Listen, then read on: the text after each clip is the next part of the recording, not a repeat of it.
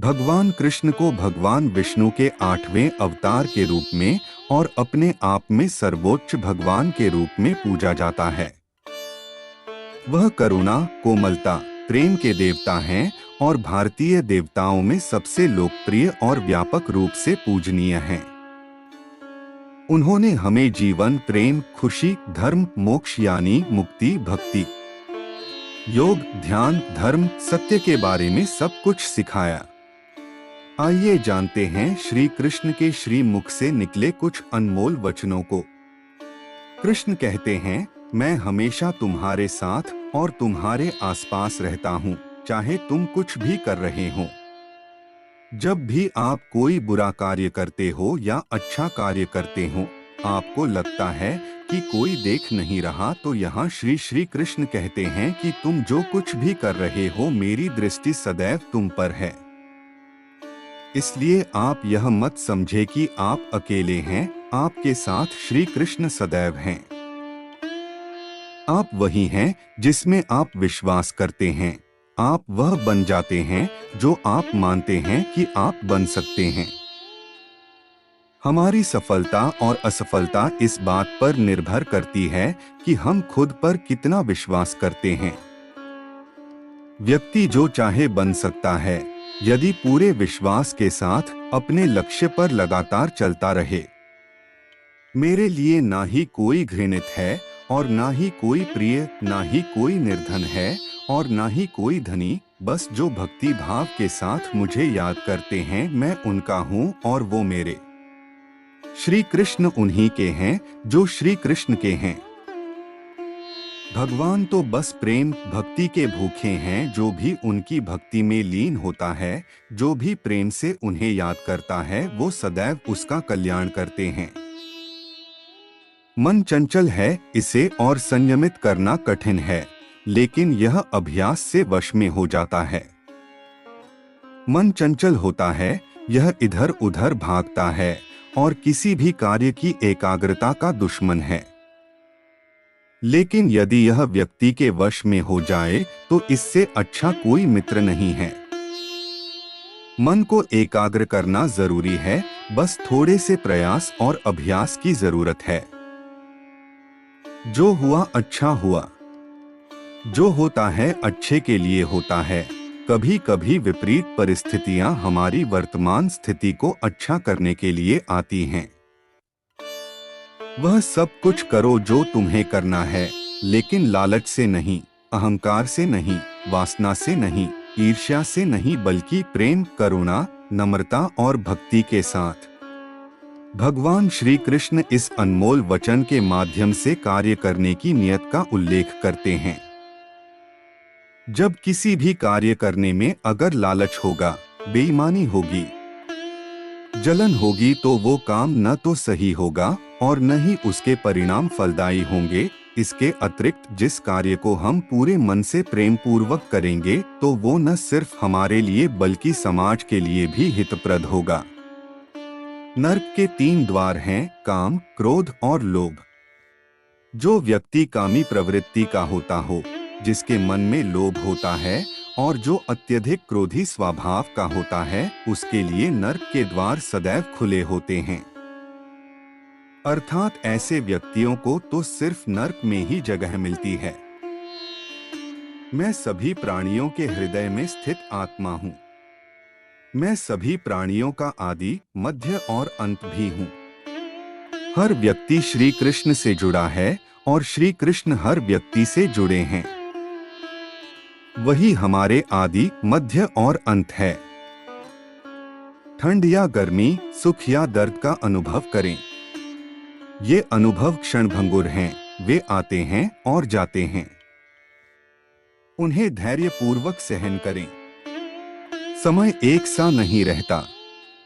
आज दुख है तो कल सुख भी आएंगे और सुख के बाद दुख भी आना स्वाभाविक है। आपको पूरे धैर्य और श्री कृष्ण पर विश्वास के साथ अपना जीवन निर्वाह करना चाहिए। सत्य कभी नष्ट नहीं हो सकता। अच्छा करने से नहीं डरना चाहिए। लोग अक्सर सच कहने से बचते हैं या डरते हैं। पर सत्य कभी छुप नहीं सकता और न ही कभी मिट सकता है। कितना भी छुपा ले पर सच तो उजागर हो ही जाएगा। इसलिए जो बात सच पर आधारित हो उसे करने या कहने और मानने से कभी नहीं डरना चाहिए। इस शरीर का मोह मत करो, यह तो माटी है, माटी में मिल जाएगा। अमर तो आत्मा है जो परमात्मा में मिल जाएगी। लोग अपने शरीर को सुंदर बनाने में लगे रहते हैं, पर आत्मा की सुंदरता शरीर की सुंदरता से कहीं ज्यादा महत्वपूर्ण है। शरीर तो नश्वर है, मिट्टी ही तो है, तो मिट्टी में ही मिल जाता है। पर आत्मा अमर है, इसलिए आत्मा की सुंदरता पर ध्यान दो। आत्मा की सुंदरता अपने को श्री कृष्ण में लीन करने में मिलती है। जिस इंसान के चारों तरफ नकारात्मक लोग रहते हैं, उस इंसान का मंजिल से भटक जाना तय है। कहते हैं मन के हारे हार है और मन के जीते जीत। जिस प्रकार सकारात्मक विचारों से सफलता मिलती है, उसी प्रकार नकारात्मक विचार असफलता के मार्ग की ओर अग्रसर करते हैं। क्योंकि जैसा हम सोचते हैं वैसे ही हम बनते जाते हैं और अपने विचारों के माध्यम से ही हमें नकारात्मक और सकारात्मक परिणाम मिलते हैं। अपने अनिवार्य कर्तव्य का पालन करें, क्योंकि क्रिया वास्तव में निष्क्रियता से बेहतर है। मनुष्य ही एक ऐसा प्राणी है जो कर्म करता है, इसलिए कर्म करना प्रत्येक व्यक्ति का धर्म भी है। कर्म कार्य करने वाला व्यक्ति है कर्मवीर कहलाता है। इसलिए कार्य करते रहना खाली बैठे रहने से हमेशा बेहतर होता है। जहां भी सभी मनुष्यों के स्वामी कृष्ण हैं और जहां अर्जुन सर्वोच्च धनुर्धर हैं, वहां भी निश्चित रूप से ऐश्वर्य, विजय, असाधारण शक्ति और नैतिकता होगी। श्री कृष्ण विष्णु जी के 8वें अवतार, जगत के पालनहार और धनुर्धनों में श्रेष्ठ अर्जुन जहां होते हैं, वहां निश्चित ही विजय, असाधारण शक्ति और नैतिकता होती है। समय हमेशा चलता रहता है, कभी रुकता नहीं। यदि आज बुरा समय है तो कल अच्छा होगा। इसलिए आप बिना किसी स्वार्थ के सिर्फ कर्म कीजिए, फल समय खुद देगा। न तो समय रुकता है और न ही एक सा रहता है। बुरा समय हो या अच्छा समय बदलता जरूर है। आज बुरा है तो कल अच्छा, और अच्छा तो फिर बुरा समय जरूर आएगा। सुख के बाद दुख और दुख के बाद सुख आते जाते रहते हैं।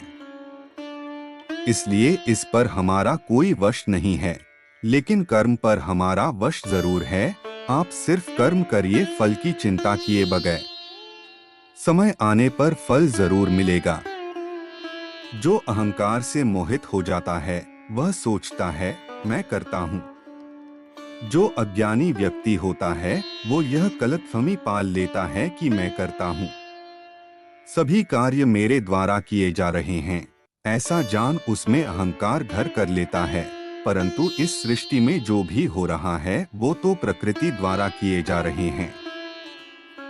अज्ञानता के कारण व्यक्ति में जो मैं का अहंकार जन्म ले लेता है तो उसका पतन होना निश्चित है।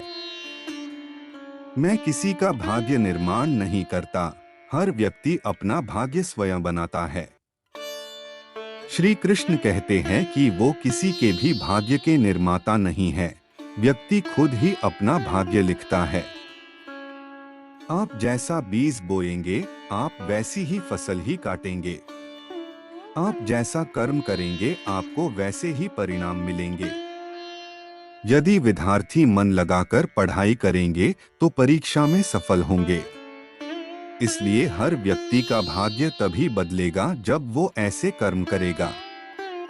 पृथ्वी, जल, अग्नि, वायु, आकाश, मन, बुद्धि और अहंकार, ये मेरी प्रकृति के 8 विभाग हैं।